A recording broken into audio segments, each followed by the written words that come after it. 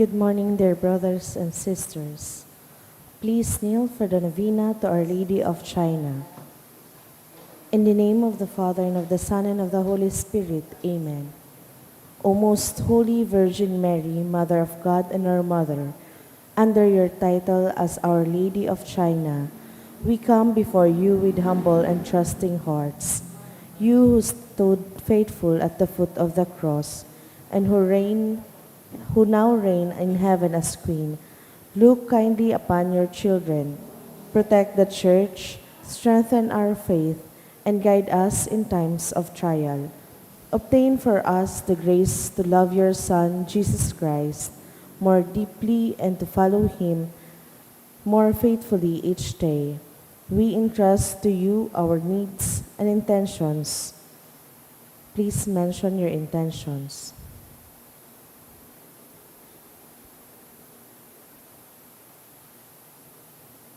O loving Mother, intercede for us that we may receive the graces we seek, if it is according to the will of God. Amen. Reflection for the second day. Mary endured suffering with hope, standing firm beneath the cross. Prayer.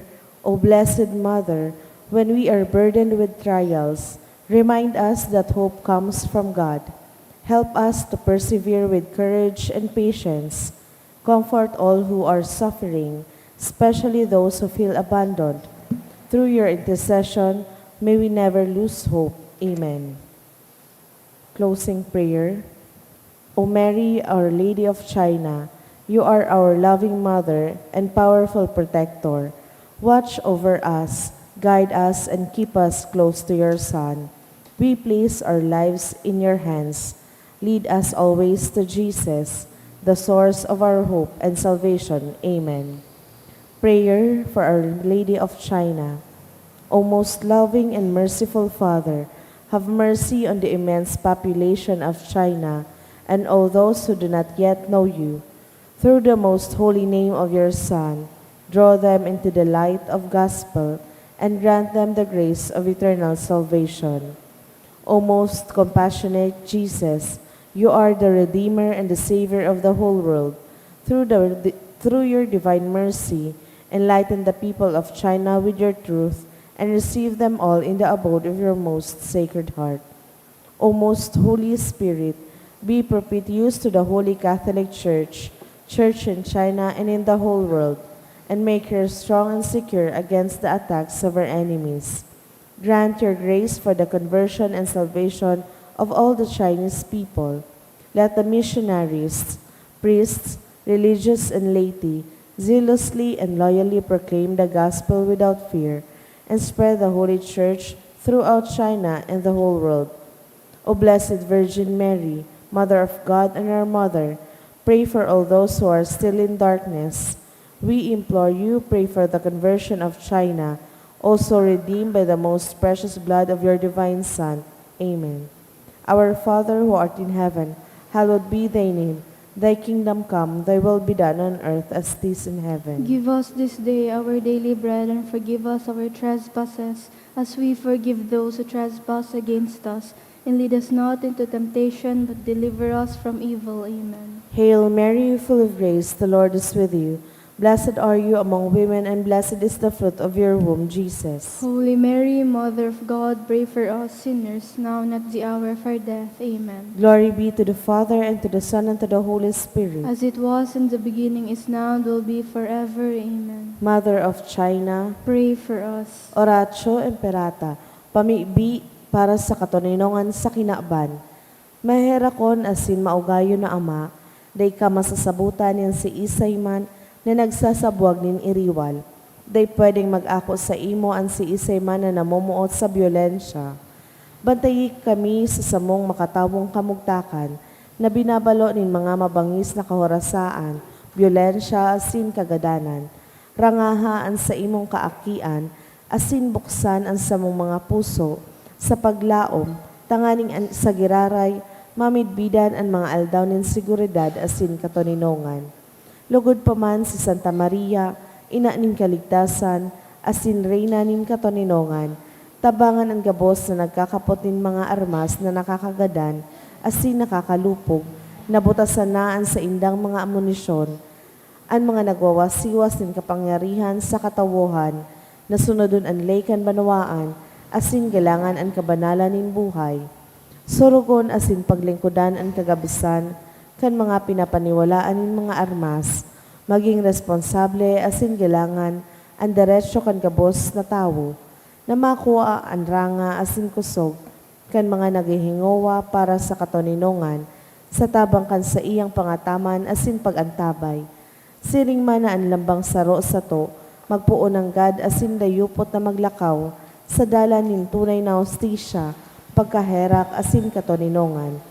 Kagurangnan matapos na lugod ang pagbulos ni dugo kan sa imong banwaan. Inigabos sinahagad mi sa ngaran ni Jesucristo, ang prinsipe nin katoninongan. Amen. Sa ngaran ka nama, kan aki asin kan Espiritu Santo. Amen. Matukaw po. Ang mga intensyones ka sa tuyang Santa Misa, iyang mga minasunod. Thanksgiving offered by Ryan C. Abuedo.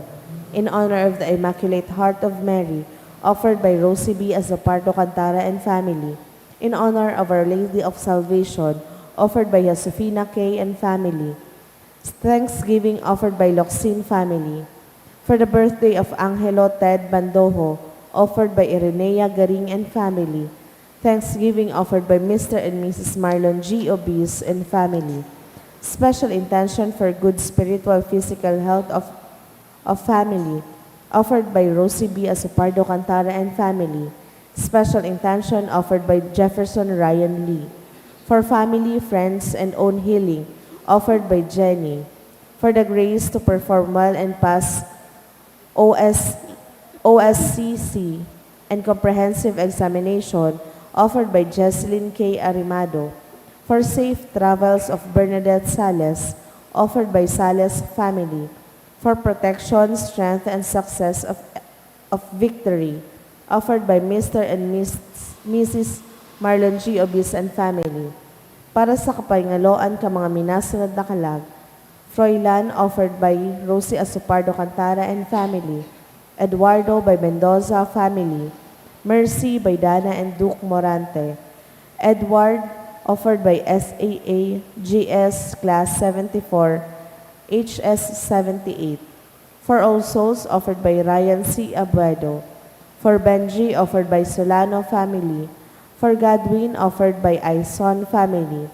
For the souls of Jose, Josefa, Melton, Jovito, Vicente, Elena, Antonio, and Maria, offered by Tess D. and family.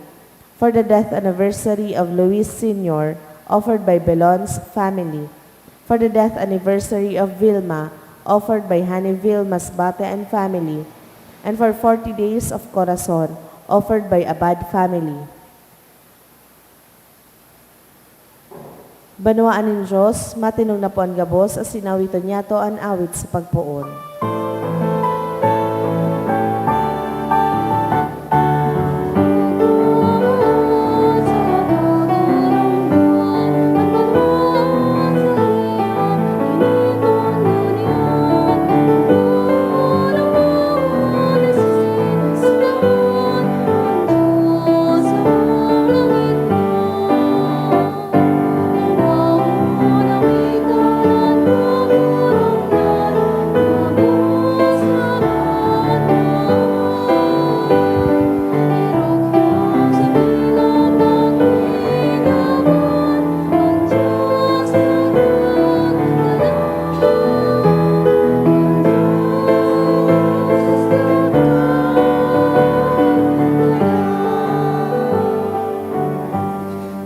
Sensible hermano, kinigirumdom sa Atanasio, obispo asin doktor kan simbahan sa misang ini. Sa ngarang kanama, sinaki, sing kan Espiritu Santo. Amen. Ang grasya sing katoninongan ni Jesucristo kagurang nantan, pagkamot kan Dios, simpagisamaro kan Espiritu Santo, mapas sa indogabos. Asin sa iyong espiritu. Ang katugang ako, ang taan sa makasalan, tangan ni magkanagtang magselebrar kan mga banal na misteryo. Nagkukumpisad ako sa Diyos na makakamahal, asin sa indo mga tugang, na nagkasala ako nin makuri, sa isip, sa tataramon, sa gibo, asin sa kapabayaan.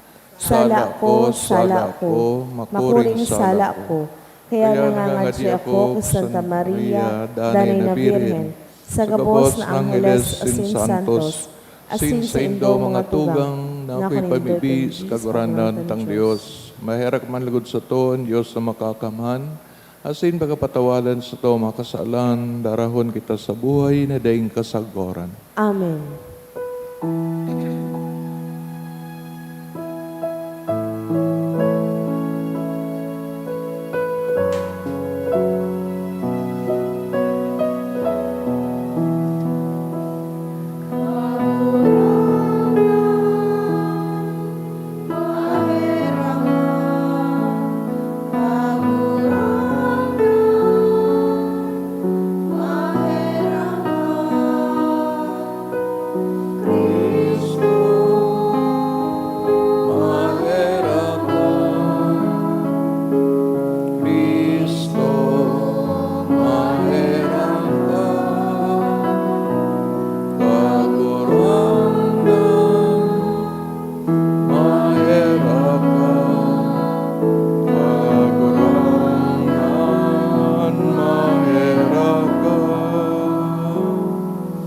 Mamibi kita, O Diyos na makakaman sa God paman, na nag-andam kisan Anastasio, bilang marahayo na parasurog kan pagka-Diyos kan sa imong aki, kaugaying warasan na kaming nagagaya-gaya sa sayang katukduan asin pangataman, daing untok na magtalubo sa pagkasabot sin pagkamot sa imo.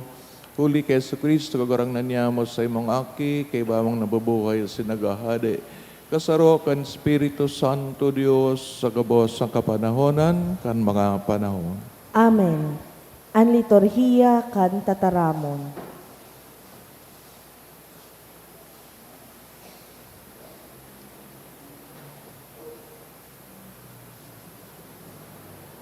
Himateon niyato an enot na babasahon. Ginuno sa mga gibo kan mga apostoles. Sarong Sabado, haros gabos na tao sa banwa, nagtiripon sa paghinanyog kan tataramon ng Diyos. Ang mga Hodeo, pagkahiling nakadakol na ang mga tao, nauri asin nagsimbag nin mga paglanghad, ang gabos na sinabi ni Pablo. Dangan si Pablo asin si Bernabe, nagtaram sa hayag asin maliwanag. Kaipuhan na sa indo enot na ibarita niya mo ang tataramon ng Diyos. Alagad huli ta isinikwal nindo, ta sa paghuna nindo dai ka mo maninigo sa buhay na daing kasagkoran, kami maduman sa mga pagano. Ini ang tugon sa mo nin kagurangnan, kan sinabi niya, ginibot kang ilaw nin mga banwaan, tanganing ang sakuyang kaligtasan makaabot sa puro kandaga. Kan ini nadangog kan mga pagano, nagkaurugmang gayo sinda asin nagpasalamat sa kagurangnan. Uli kan sa iyang tataramon, asin ang gabos na itinalaga para sa buhay na daing kasagkoran, nagtubod. Ang tataramon ng kagurangnan ibinalanggibog sa bilog na rona. Alagad ang mga Hodeo nagparibok sa mga babaeng iginalang patin makidiyos asin ang mga puon ng banwaan. Sinadol na labanan si Pablo asin si Bernabe asin pinaluwas sa saindang runa. Pinagpagkan mga apostol ang alpog sa saindang mga bitis bilang tanda laban sa mga tao, duman asin nagpasiring sa Ikonyo. Alagad ang mga disipulos na pano ng kaugmahan asin ni Espiritu Santo.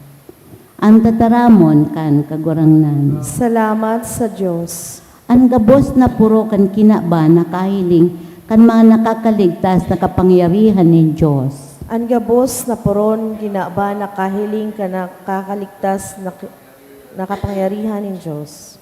Bagong awiton sa kagurangnan, huli tag guminibo siya nin mga ngangalasan.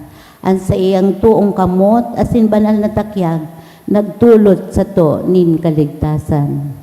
Ang gabos na puro kandaga, nakahiling ka nakakaligtas na kapangyarihan ng Diyos. Ipinahayag nin kagurangnan ang kaligtasan, ipinahayag ang sa iyang katanosan sa mga banwaan. Naramduman niya ang sa iyang katotoohan, asin ang sa iyang pagkaherak sa harong ni Israel. Ang gabos na puro nindaga, nakahiling ka nakakaligtas na kapangyarihan ng Diyos. Ang gabos na puro kang kinaban, nakahiling kan kaligtasan nin sa tuyang Diyos. Mag-awit sa kagurangnan, ang bilog na daga, iawit nindo ang sa indong kaugmahan. Ang gabos na puro nindaga, nakahiling ka nakakaligtas na kapangyarihan ng Diyos. Matindog na po ang gabos sa pagrukyaw kan banal na ebanghelyo.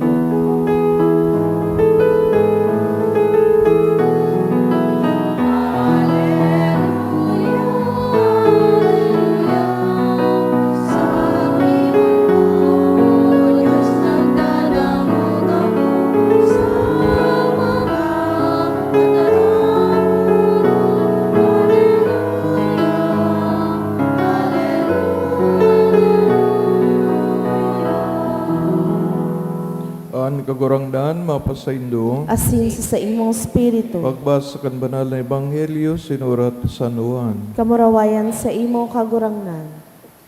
Si Jesus nagsabi sa mga disipulo, kung ako midbid man nindo ang sa kuyang ama. Poon ngunyan, midbid na nindo siya, sin siya sa indong nahihiling. Si Felipe nagsabi, kagurangnan, pahilingan sa mo ang ama, asin ini, tama na para sa mo. Si Jesus nagsimbag, haloy ng panahon na ako kaibam nindo, sinday mo pa ako midbid, Felipe, ang nakakailing sa ko, nakakailing man sa ama. Tadaw ta sinasabi mo, pahilingan sa mo ang ama.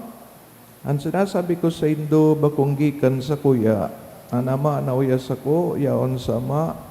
Asin,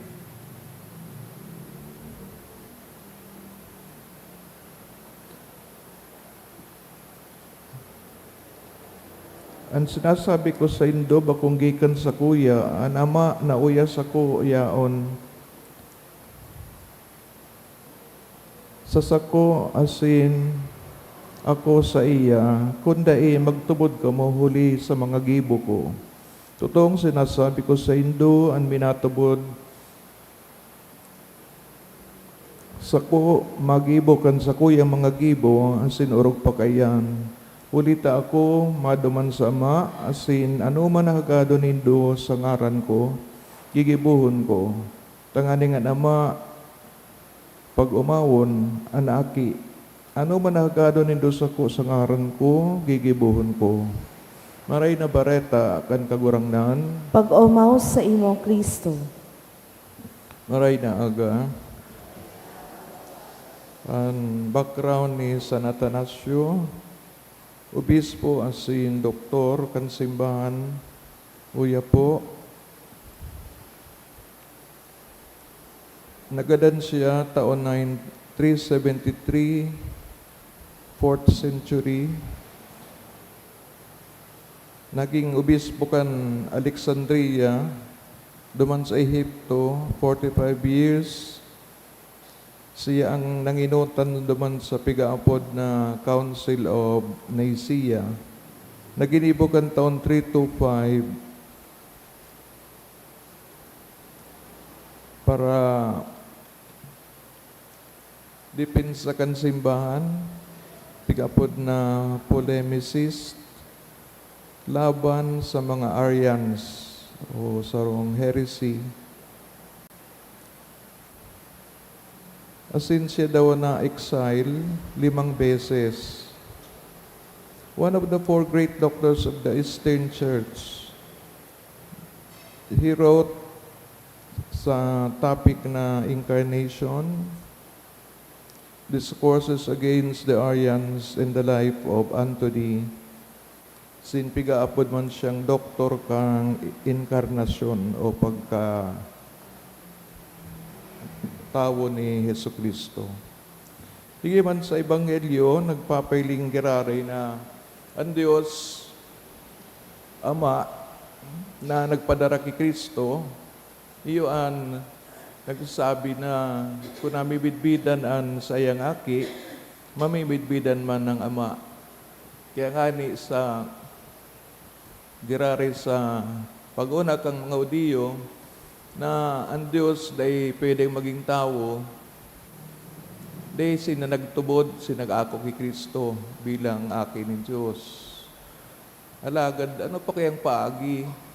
Tanganing masabi na ang mga tataramon ni Kristo tunay o totoo, na ang Diyos sa paagi niya, mahihiling kang tao sa anyo ng tao,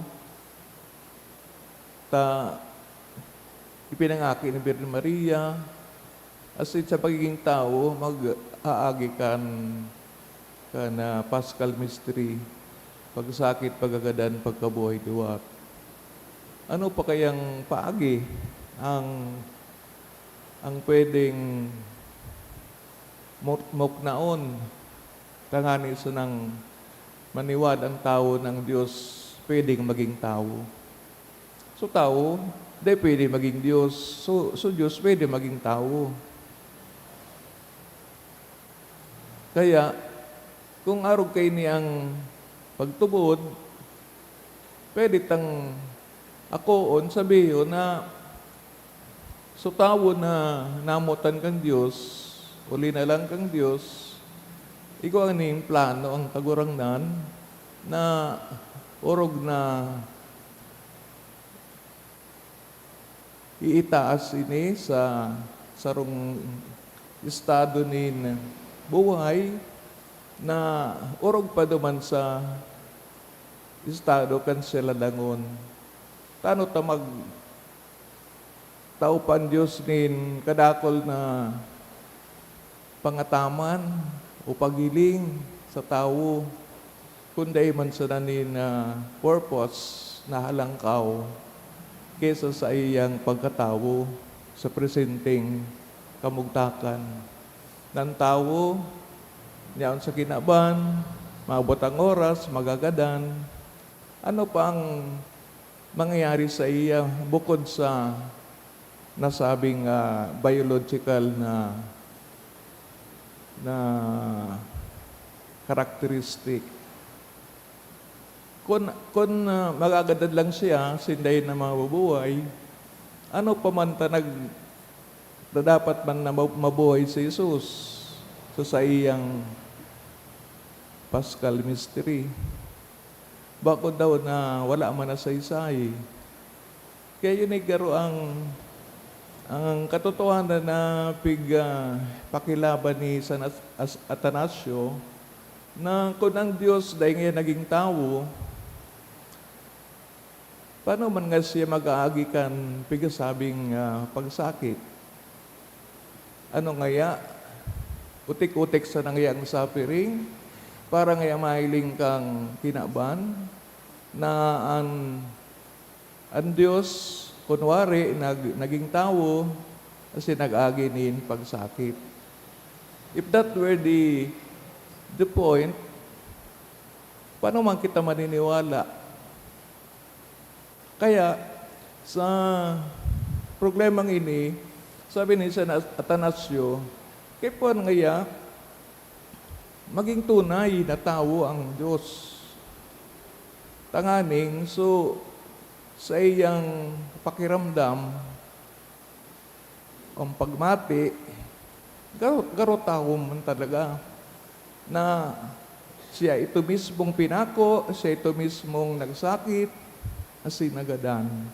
Kaya baga, kung sa tong hilingon, pag sinasabi ni Kristo, bako man ako nagtataram, kundi ang ama ko na uyas ako. Ninulita ang sarong tao o Diyos, pwede man na maglaog sa tuya sa pagikan sa iyang katukduan. Dahil man nangungulugan na man na na but sabihin, mag-star sa imo, so nasabing Diyos o tao, kundi sa pagiging katukdoan, itutugdo niya. Siring na ang magurang tan, tutugdo sa to, kang kitaki pa, iyo man ini ang pigtukdo ta. So, pasalin-salin na katukdoan. So, if Jesus claims that He comes from the Father, ang sayang pigtutugdo, halis sayang Ama. And that completes the picture. Kaya baga kung ang aki, masasabi tang midbid niyan sa iyong magurang, kung madidescribe niyan sa iyang ama o ina, udog naan sa iyang values, karakter. Ta, manigarso ama o so ina, o kumangyang aki, di nga ngayon ibang ngayang pagtugdo sa, ibang ngayang paniniwala, paano kung ngayon maging aki? So, ining reasoning na ni, nagpapailing na si Jesus, kung tunay natutubudan, kay puhan mamatean ang pagiging tao. Nag-aagi sa pagkamundag, pinakiliberi Maria, na ramdaman, na matean, ang kabos na pagiging tao. Kaya makasabi siya, o sabi sa surat sa Hebreo, naging kabos sa sarong tao, maliban sa kasalan. Nata, ang kasalan paano? Pagsayuma sa tugon, nin nagsugo sa imo. If we do another thing from that commanded of us, nagkakasala kita.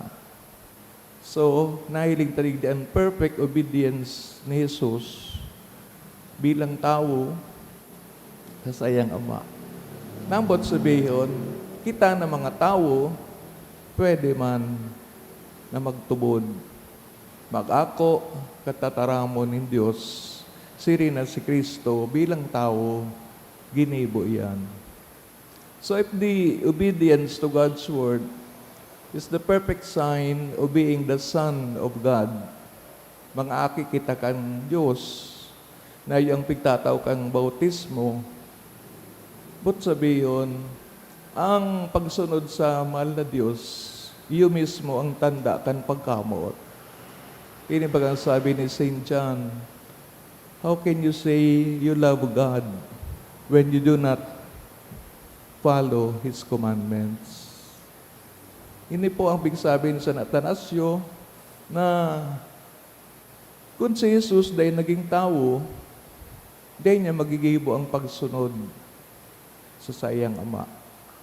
In the sense of a son respecting the Father. Takong paresin da sa Diyos, yun ang titingnan natin, ang equality ni Jesus bilang second person of the Trinity. Pareho sindang Diyos, Ama, Aki, Espiritu Santo. Pero ninulingan ito, may plano ang Diyos, nang saro sa inda, maging tao, magbaba sa daga, tanganing mahiling kang nasa baba ng mga tao, ang posibilidad, ang kapangyarihan, kang Diyos na hindi pa maging tunay, ito po ang nangyari. No? God became man, or the Word was made flesh. Tanganing, at pamandugod, ang kapangyarihan o ang kakayanin tao na makahiling, taigwas siyang paghiling, asin pagmati, pagdagog, madutan, ang pigaangpod na tao, Diyos na naging tao, kaya digdi po nagpoon ang pagtubod. Kaya this is the statement of the apostles, what we have seen, what we have heard, is life Himself. No? Si Jesus ngaya na iyo ang buhay. Ano man ang but sabihin kang buhay sa pagsabi kang mga apostoles, means many things. No? Buhay na nagtao kan buhay sa kinaban, pati buhay kang tao, pwede man na buhay na urog pa sa buhay ng tao. Ano iyan? buhay na daing kasagporan. Na iyo ang itinuga na Jesus sa pagpapatunay na siya bako sa ng tao, kundi Diyos. So He can give us eternal life. Kaya ini man ang sabi niya, I am the life and the resurrection. Na iyo man sa dang bilog na punto kang Easter season. No? God offering us eternal life. His very life. Tanganing ang tao na hababa na linalang, halos kapantay kang ibang mga linalang, itinatas kang Diyos, hulit ang mismong aki niya naging tao. To let us man and then understand God completely.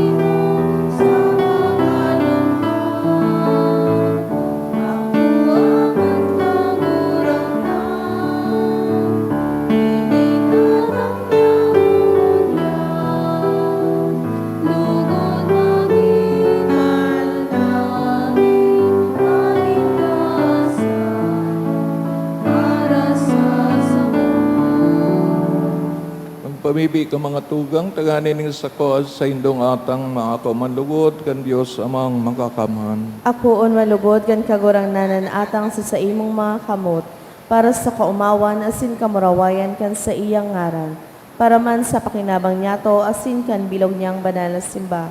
Kagurang na nilingan mga atang nan sa mga dinudulot sa imo sa pagrumdom kisan Atanasio, asin ang pagsaksi sa imong katotoohan, magdara sa kaligtasan kan mga nagpapahayag ni hindi potok na pagtubod duli kay Kristo sa mong kagurangnan. Amen. Kagurangdan, mapasaindo, Asin sa imong spirito, itaas sa mga puso. initaas mina sa kagurangnan. Pasalamat kita sa kagurangnan na sa tuyang Diyos. Maninigo asin dapat. Totoong maninigo, asin dapat matanos sa nakakaligtas.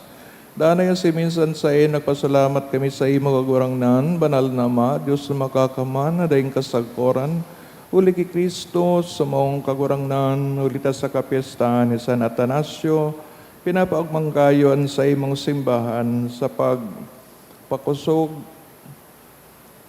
kan panalbingan nin makidiyos na pagkabuhay, inahulitan sa tataramon, na hinaharubay asin inaantabayan kan sa iyang pakiolay na uya sa imo. Kaya kay ba kan kadakol-dakol ng Hilesin Santos, nag-aawit kami sa imo kan himno ning kaumawan, daing tapos nagsasabi.